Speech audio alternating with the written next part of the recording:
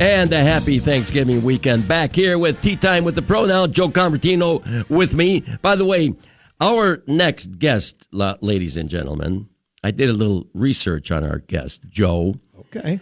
When he was 22 years old, our next guest wasn't quite sure he wanted to do with his life. Well, who does at 22, right?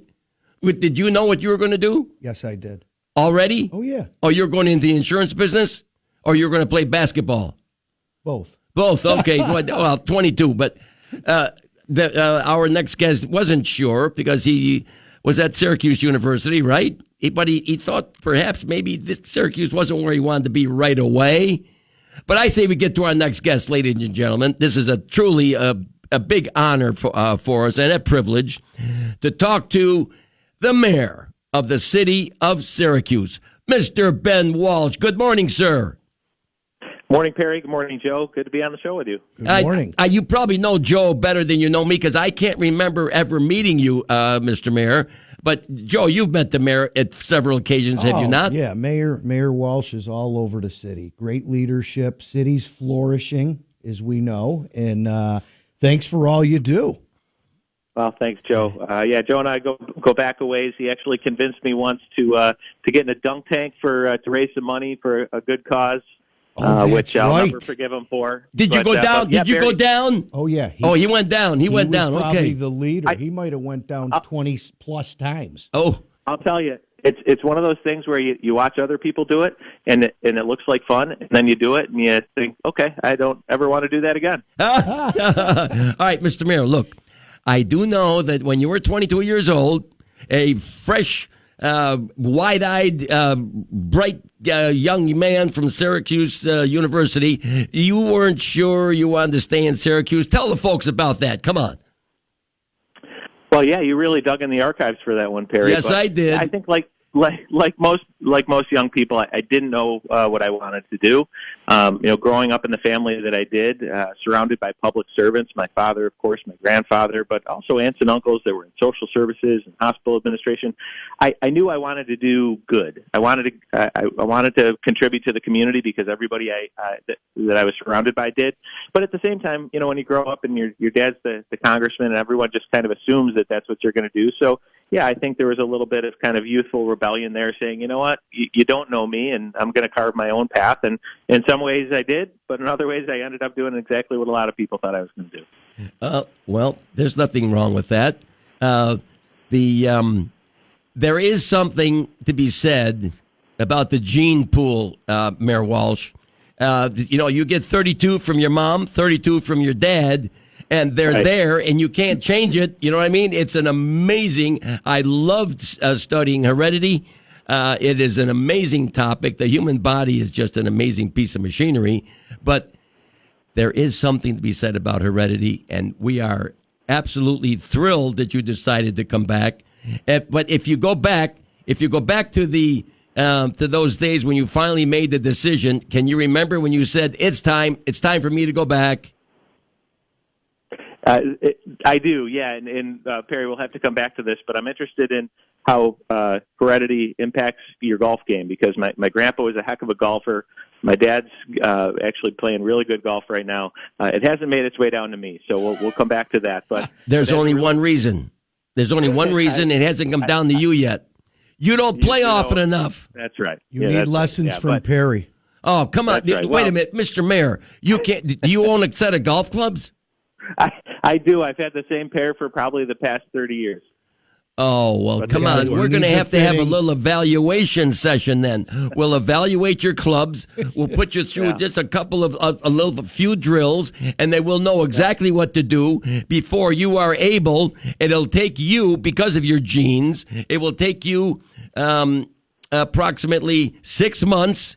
You will be in training. Okay. It may interfere with your mayor responsibilities for a little while next year. Well, it may not. When are you going to be officially? I guess when are you officially not going to be the mayor anymore? Another couple years? Couple years, yeah. At the end of this year, it'll be officially 2 more years. But I am a lame duck. I'm a lame duck because the mayor's office is term limited. So I was reelected in 2021. Yes. for a second and final 4-year term. So, golfing is one of those is something I aspire to do a lot more of when I'm done with this job. But going back to your earlier question, I always again aspired to contribute to the community. I actually worked for the previous mayor, Mayor Minor, as the deputy commissioner of neighborhood and business development. It was really then when I got into City Hall where I said, you know what, this is where I want to be. This is a place where the work that I do has a tangible impact on the community that I live in, on my neighbors, on my family and friends.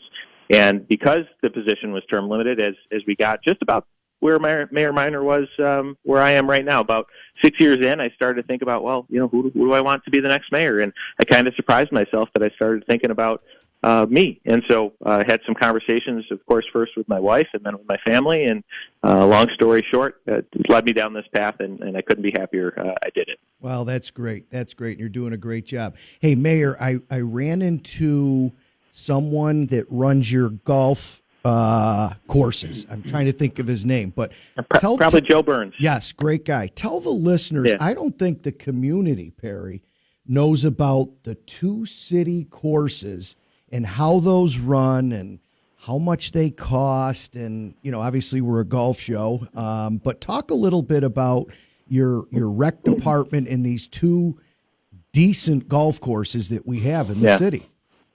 Now, we're really lucky for a city our size to have 2 municipal golf courses, public golf courses, where adults can go and play for $6 a round. Yep. It's almost unheard of this day and age. Burnett Park is where I learned to golf. That's where I still consider that my home course. And Joe Burns, who runs our courses, takes great care of them. I don't think they've, as far as I've been around and playing, I don't think they've ever been in better condition. But yeah, $6 for adults.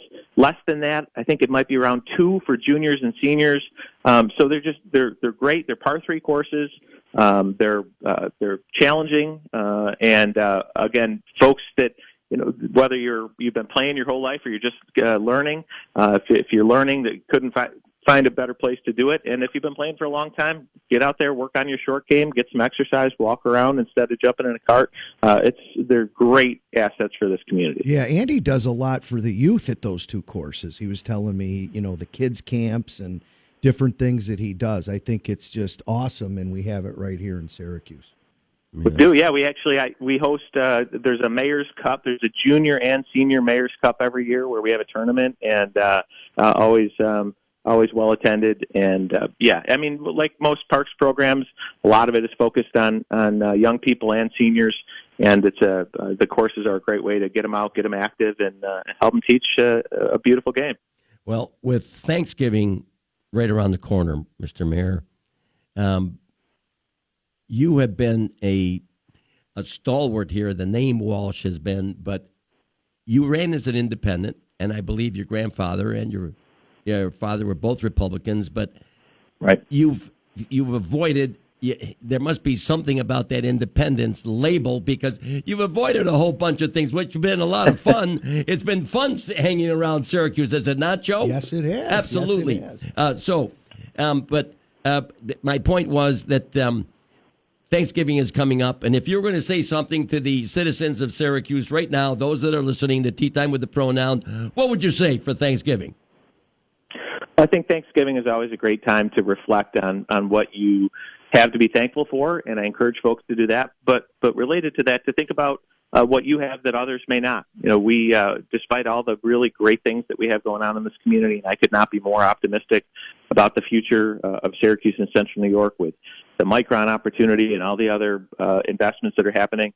There's still a lot of folks that are struggling in our community, whether it's with poverty, with mental health issues, substance use issues. So it's a really good time to focus on what you can do in your lives to support your neighbors around you that maybe don't have as much as you do. So I would encourage that. But otherwise, again, it's just a time for, I think, life slows down a little bit. You can spend time with family and friends and just enjoy and be grateful for what you have. And I know I'm certainly looking forward to doing that. And I encourage everyone else to do that as well.